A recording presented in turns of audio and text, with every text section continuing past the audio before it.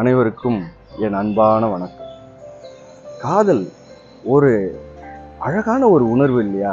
ஒரு சந்தோஷமான ஒரு உறவு இல்லையா? ஒரு காதல்ங்கிறது எப்படி ஏற்படுது? அதுக்கு ஒரு அன்புன்னு வச்சுக்கலாம், ஒரு பாசம்னு வச்சுக்கலாம், ஒரு அக்கறைன்னு வச்சுக்கலாம், ஒரு பற்றுன்னு வச்சுக்கலாம். இது எப்படி எடுத்துக்கிட்டாலுமே அந்த காதல்ங்கிறது ஒரு அழகான ஒரு உணர்வு. அந்த உணர்வு எதுல கட்டமைக்கப்பட்டிருக்குது அப்படின்னு கொஞ்சம் நம்ம க்ளோஸா யோசிச்சோம்னா, நம்பிக்கையின் அடிப்படையில தான் கட்டப்பட்டிருக்குது. ஒருத்தர் மேல ஒருத்தர் வைத்திருக்கக்கூடிய நம்பிக்கையில தான் அந்த காதல் கட்டமைக்கப்பட்டிருக்குது. அந்த நம்பிக்கை எதன் அடிப்படையில ஏற்படும்னா, அவங்களுடைய உண்மை தன்மையிலேருந்து ஏற்படுறது தான்.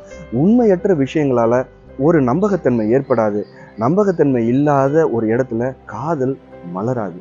அழகுலையும் காமத்திலையும் ஒரு உணர்ச்சிகள்லையும் ஒரு சந்தோஷமான உணர்வுகள்லையும் ஏற்படுறது அல்ல காதல். அதெல்லாம் ஒரு வெளிப்பாடு தானே ஒழிய அதெல்லாம் அது அல்ல காதல். காதல்ங்கிறது என்னைக்குமே அழியாதது.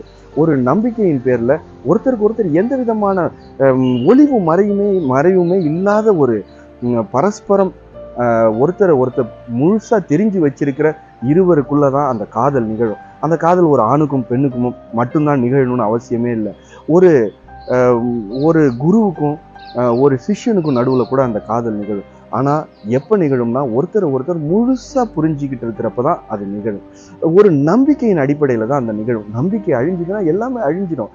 பொய்யாலையும் வீண் பிம்பத்தாலையும் உருவாக்கப்பட்ட கட்டமைக்கப்பட்ட காதல்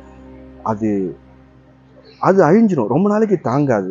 இதில் என்ன கொடுமைன்னா, ஒருத்தர் அந்த காதலில் உண்மையாக இருந்து ஒருத்தர் பொய்யா இருந்திருந்தாங்கன்னா அந்த உண்மையா இருந்த நபர் வாழ்க்கையே இழந்தது போன்ற ஒரு பெரிய ஒரு துக்கம் அவன் மனசுல ஏற்படும். ஏன்னா அந்த காதல் எதுல ஏற்பட்டதுன்னா அந்த பொய்யான நபர் மேல இருக்கிற ஒரு நம்பிக்கையின் பேர்ல ஏற்பட்டது.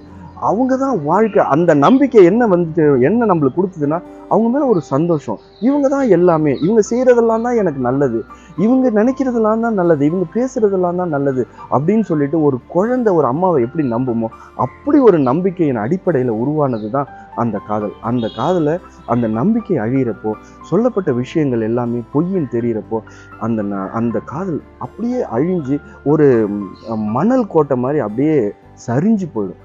அந்த உண்மையா இருந்த நபருக்கு ஸ்ட்ரெஸ்ஸை தவிர வேற எதுவுமே வாழ்க்கையில கிடைக்காது. ஆனா நம்பிக்கை தான் அடிநாதம், உயிர் அதுதான் அந்த காதலுக்கு. சிந்தித்து செயல்படுங்கள். அனைவருக்கும் வணக்கம். வாழ்க வளம்.